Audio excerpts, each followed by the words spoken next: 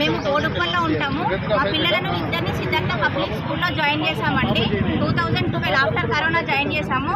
Join చేసినప్పుడు donation కట్టాము 25,000.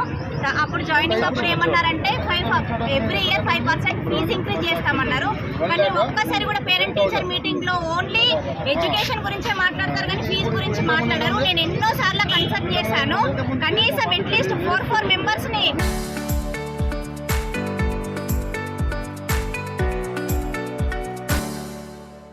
Last 4 మెంబర్స్ని పేరెంట్స్ను పిలిసన్నా ఫీజు గురించి డిస్కస్ చేయండి అంటే ఎప్పుడు కూడా ఫీజు గురించి డిస్కస్ చేయరు.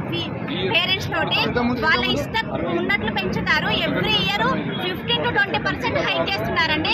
మా పాప లాస్ట్ ఇయర్ చిన్న పాప 2nd క్లాస్ చదివింది. అప్పుడు 65,000 కట్టాము. ఇప్పుడు 3rd క్లాస్కి వెళ్ళేసరికి 76,000. ఒక్క పాపకే 11,000. లాస్ట్ ఇయర్ 2nd పాప 6th క్లాస్ చదివినప్పుడు 77,500. ఇప్పుడు ఏకంగా 7th క్లాస్కి వచ్చేసరికి 88,500. వాళ్ళ ఇష్టం వచ్చినట్టు పెంచుతున్నారు. ఒక్క పేరెంట్ ఒపీనియన్ తీసుకోరండి. As a middle class parents మేము చదువుకోకపోయినా కనీసం మా పిల్లలకి బెటర్ ఎడ్యుకేషన్ ఇవ్వాలని మంచి స్కూల్లో వేస్తే అడ్డగోలుగా ఫీజు పెంచితే ఒక్క పేరెంట్కి 20,000 to 25,000 ఇయర్లీ ఫీజు పెరుగుతుందండి. ఎన్నిసార్లు రిక్వెస్ట్ చేసినా అసలు మేమేం చేయలేమంటున్నారు. ఒక్క మేనేజ్మెంట్ కూడా రెస్పాండ్ కారండి ఈ విషయంలో. చాలా ఒక ఫీజు ఈ వరకే కట్టాలి అని అంటారు. ఎట్లాంటిది ఉండదు. ఒక 1 day డిలే అయితే లేట్ ఫీ ఫైన్ చేసేస్తారండి. ఒక్కొక్క పేరెంట్ 3-4,000 లేట్ ఫీ పే చేస్తున్నది కూడా ఉన్నదండి. వాళ్ళు డ్రెస్ ఇన్ టైంలో ఇవ్వరు.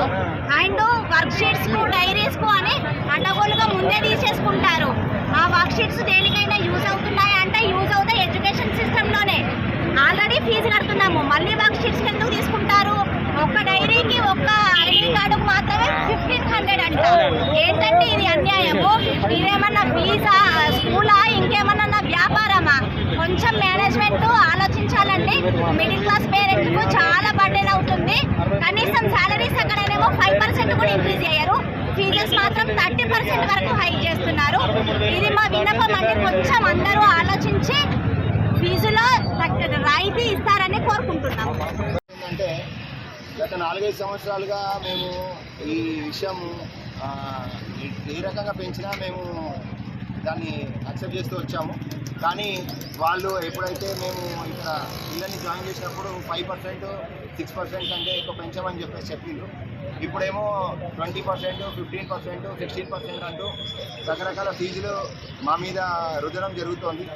మేము ఎట్టి పరిస్థితుల్లో ఈ విషయము మేనేజ్మెంట్కి చెప్పి దీని మీద మీరు ఒక చర్య తీసుకోండి. మేము ఇలా అయితే ఫీజులు పెంచితే మేము కట్టలేము. మా పిల్లలు ఇద్దరిని మేము చదివించాలంటే ఒక్కొక్కరికి 50,000 ఎక్స్ట్రా కట్టాల్సి వస్తుంది. సంవత్సరం 50,000 పెంచుకుంటూ పోతే ఇది చాలా ఇష్యూస్ అనేసి మేము చెప్పడం జరిగింది. మేము మేనేజ్మెంట్కి, తర్వాత ప్రిన్సిపాల్కి, అందరికీ మేము ఒకటే విన్నవించుకుంటున్నాం. ఏమంటే ఫీజు ఏదైతే మీరు పెంచినో దానికి స్ట్రక్చర్ అంటూ పెట్టండి. దాన్ని ఒక స్ట్రక్చర్ ప్రకారమే ఫీజులు పెంచితే బాగుంటుంది అనేది మేజర్ మా డిమాండ్. ఇమీడియట్గా దీని మీద రాష్ట్ర ప్రభుత్వం కానీ, కలెక్టరేట్ కానీ, మన మున్సిపాలిటీ కానీ ఎవరైనా దీని మీద శ్రద్ధ తీసుకొని దీని మీద ఒక చర్య తీసుకొని దీని మీద ఒక స్ట్రక్చర్ అంటూ ప్రవేశపెడితే పేరెంట్స్కి అందరికీ బాగుంటుంది అనేది మా యొక్క మేజర్ డిమాండ్. దీని మీద ఇమీడియట్గా చైర్మన్ కానీ, ఈ స్కూల్ సంబంధించిన అధికారులు కానీ ఇమీడియట్గా స్పందించి ఈ ఫీజులు అనేది తగ్గిస్తే మేము అందరము హ్యాపీగా ఉన్నాం. చదువు విషయంలో అయితే ఇబ్బందులు ఏం లేవు. కాకపోతే మేజర్గా మాత్రం మేము ఈ ఫీజు విషయంలోనే చాలా ఇబ్బంది పడుతున్నాము. ఇంకొక పెద్ద విషయం ఏమంటే లాస్ట్ 2 years నుంచి బుక్స్ చేంజ్ చేస్తున్నారు, మొత్తం యూనిఫామ్స్ చేంజ్ చేస్తున్నారు. అన్ని బర్డన్స్ కూడా మా మీదనే పడుతున్నాయి. ప్లస్ ఫీజులు కూడా పెంచుతున్నారు. అన్ని రకాలుగా మేము ఇబ్బంది పడుతున్నాము. ఆ విషయం మీకు తెలియజేయాలనే ఉద్దేశంతోనే ఈ నిరసన కార్యక్రమం మేము చేపట్టినాము. మీరు ఇమీడియట్గా దీని మీద యాక్షన్ తీసుకోవాలని మేము అందరం కోరుకుంటున్నాం.